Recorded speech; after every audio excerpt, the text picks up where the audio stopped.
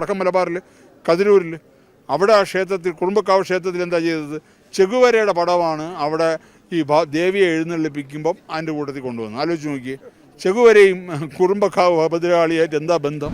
ഇവിടെ വടക്കുന്നാഥൻ്റെ നടയിൽ അവിടെ എന്തെല്ലാം പേക്കൂത്തുകൾ നടക്കുന്നു. അവിടെ നമ്മൾ കണ്ടിട്ടില്ല, അവിടെ വലിയ ഡാൻസ് നടന്നിട്ടുണ്ട്, അവിടെ പല പാർട്ടി സമ്മേളനം നടക്കുന്നു. അങ്ങനെയുള്ള നടത്താനുള്ളതാണോ വടക്കുന്നാഥൻ്റെ ആ തേക്കിൻകാട് മൈതാനം?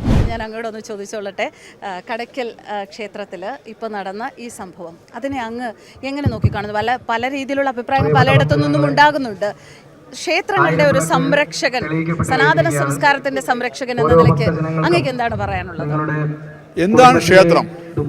ക്ഷേത്രം എന്ന ക്ഷായത്രായതേ ഇത് ക്ഷേത്രം എന്നാണ്. അതായത് നമ്മുടെ മനസ്സിന്റെ ക്ഷയത്തെ ശമിപ്പിക്കുന്ന, അല്ലെങ്കിൽ നമ്മുടെ മനസ്സിന് ആരോഗ്യവും ധൈര്യവും നൽകുന്നതാണ് ക്ഷേത്രങ്ങൾ. ആ രീതിയിൽ വേണം ക്ഷേത്രങ്ങളെ കാണാൻ. ക്ഷേത്രങ്ങൾ നടത്തേണ്ട ക്ഷേത്രങ്ങളുമായി ബന്ധപ്പെട്ട കലകൾ മാത്രമാണ്. ഇപ്പൊ ഇന്നിവിടെ നടക്കുന്ന തെയ്യം കാര്യം, അത് ക്ഷേത്രീയമായൊരു കലയാണ്, ഈശ്വരീയമായൊരു കലയാണ്. അതുപോലെ തന്നെ നമ്മുടെ എന്തുവെല്ലാം കലാകാരന്മാരുണ്ട്. ഇപ്പം കഥകളി ആയാലും ശരി, ഓട്ടംതുള്ളലായാലും ശരി, കൂത്തായാലും ശരി, കൂടിയോട്ടമായാലും ശരി, അതുപോലെ ഒരുപാട് കാര്യങ്ങൾ ക്ഷേത്രീയമായ കലകളുണ്ട്. ക്ഷേത്ര കലകൾ എന്നാണ് പറയുന്നത്. ആ ക്ഷേത്ര കലകൾ മാത്രമേ ക്ഷേത്രത്തിൽ നടത്താവൂ. പലപ്പോഴും നമ്മുടെ ക്ഷേത്രങ്ങളിൽ കാണുന്നത് എന്താ? ഈ മിമിക്രി ആയാലും ശരി, ഗാനമേളയായാലും ശരി, ഡാൻസ് ആയാലും ശരി, ബെല്ലി ഡാൻസ് വരെ നടത്തുന്ന ക്ഷേത്രങ്ങളുടെ അവസ്ഥയാണെന്ന് കാണുന്നത്.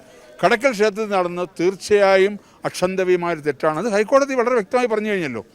ഹൈക്കോടതി വളരെ വ്യക്തമായി ആ വിഷയത്തിൽ നിന്ന് അഭിപ്രായം പറഞ്ഞിട്ടുണ്ട്.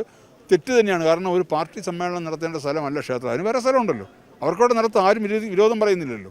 ക്ഷേത്രങ്ങൾക്കുള്ളിൽ അങ്ങനെയുള്ള സംഭവം നടത്താൻ പാടില്ല. മാത്രമല്ല, ഇപ്പോൾ അതുപോലെ തന്നെ വടക്കൻ മലബാറിൽ കതിരൂരിൽ അവിടെ ആ ക്ഷേത്രത്തിൽ കുറുമ്പക്കാവ് ക്ഷേത്രത്തിൽ എന്താ ചെയ്തത്? ചെഗുവേരയുടെ പടമാണ് അവിടെ ഈ ദേവിയെ എഴുന്നള്ളിപ്പിക്കുമ്പം അതിൻ്റെ കൂട്ടത്തിൽ കൊണ്ടുവന്നു. ആലോചിച്ച് നോക്കിയേ, ചെഗുവേരയും കുറുമ്പക്കാവ് ഭദ്രകാളിയായിട്ട് എന്താ ബന്ധം? അതുപോലെ ഇപ്പോൾ ഇന്നലെ നടന്ന സംഭവം തേക്കിൻകാട് മൈതാനത്ത്, അതായത് കേരളത്തിൻ്റെ ഏറ്റവും വലിയ അഭിമാനം, ഒരു 50-60 വർഷത്തിന് ശേഷമാണ് കേരളത്തിൽ ഒരു മഹാമണ്ഡലേശ്വർ ഉണ്ടാകുന്നത്. പണ്ട് നിരഞ്ജന അഖാഡയിൽ 60 വർഷങ്ങൾക്ക് മുമ്പ് ഉണ്ടായിട്ടുണ്ട്. പക്ഷേ ജൂന അഖാഡ എന്ന് പറയുന്നത് ഭാരതത്തിലെ ഏറ്റവും വലിയ അഖാഡയും ഏറ്റവും പുരാതനമായ അഖാഡയുമാണ്. ആ അഖാഡ സ്ഥാപിച്ചത് സാക്ഷാൽ ജഗദ്ഗുരു ആദി ശങ്കരാചാര്യരാണ്. ആ ആദി ശങ്കരാചാര്യരുടെ നാട്ടിൽ നിന്നും ആ അഖാഡയിൽ ആദ്യമായിട്ടാണ് ഒരു മഹാമണ്ഡലേശ്വർ ഉണ്ടാകുന്നത്. അദ്ദേഹത്തിന് കേരളത്തിൽ സ്വീകരണം കൊടുക്കുമ്പോൾ സത്യത്തിൽ സംസ്ഥാനമാണ് അദ്ദേഹത്തിന് സ്വീകരിക്കേണ്ടത്. സംസ്ഥാനത്തിൻ്റെ മുഖ്യ അതിഥിയായിട്ടാണ് അദ്ദേഹത്തെ സ്വീകരിക്കേണ്ടത്. മുഖ്യമന്ത്രിയും ദേവസ്വം മന്ത്രിയും ഉൾപ്പെടെയുള്ള ആൾക്കാർ പോയി വേണം സ്വീകരിക്കാനുള്ളത്.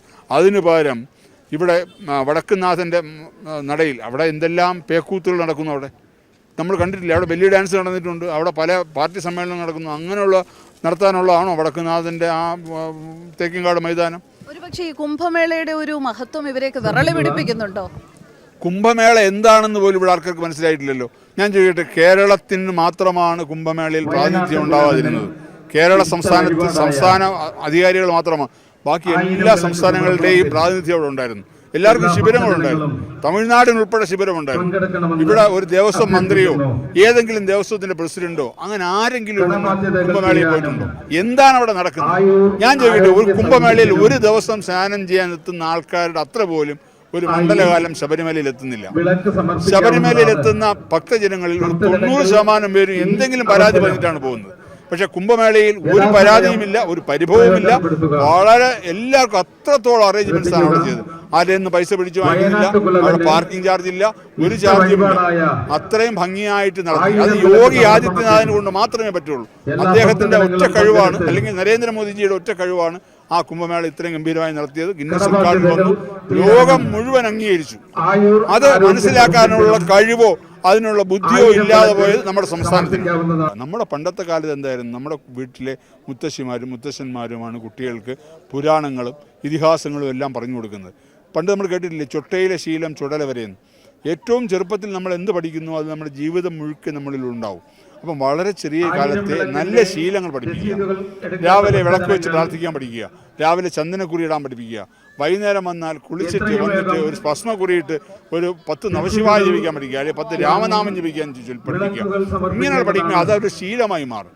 ജീവിതം മുഴുക്കിയ ശീലം നിലനിൽക്കും. അപ്പോൾ അവർക്കൊരു പ്രശ്നം വരുമ്പോൾ, അല്ലെങ്കിൽ എന്തെങ്കിലും ഒരു പ്രതിസന്ധി നേരിടേണ്ടി വരുമ്പോൾ അവർക്കൊരു ആത്മധൈര്യം ഉണ്ടാവും. ഇന്നത്തെ കുട്ടികൾക്ക് നഷ്ടപ്പെട്ടു പോയത് അവർ ആത്മധൈര്യമാണ്. പ്രതിസന്ധികളെ നേരിടാനുള്ള ധൈര്യമൊന്നും കുട്ടികൾക്കില്ല. നമുക്കറിയില്ലേ, പല ആൾക്കാരും ചെന്ന് അബദ്ധങ്ങളിൽ ചാടുന്നത് അതുകൊണ്ടാണ്. അപ്പം അത് നമ്മുടെ മാതാപിതാക്കൾ മനസ്സിലാക്കി കുഞ്ഞുങ്ങളെ വളരെ ചെറുപ്പത്തിൽ തന്നെ അവർക്ക് ഒരു അറിവാകുന്നതിന് മുമ്പ്, അതായത് 3-4 വയസ്സ് മുതൽ തന്നെ അവരെ ഇതിലേക്ക് കൃത്യമായി കൊണ്ടുവരാൻ പറ്റണം. ക്ഷേത്രങ്ങളിൽ പോകുമ്പോൾ അവരെ കൊണ്ടുപോകണം. അതുപോലെ നമ്മുടെ വീടുകളിൽ നമുക്ക് രാവിലെയും വൈകുന്നേരവും വിളക്ക് കത്തിക്കുമ്പോൾ അവരെ കൂടെ ഇരുത്തി അവരെ കൊണ്ട് രാമനാമം പഠിപ്പിച്ച് അവരെ അതിൻ്റെ ഭാഗമാക്കണം. അപ്പം തീർച്ചയായിട്ടും അവരുടെ മനസ്സിലത് വരും. അവർ ആ ഒരു നല്ല വഴിക്ക്, നേർവഴിക്ക് തന്നെ അവർ നയിക്കപ്പെടും.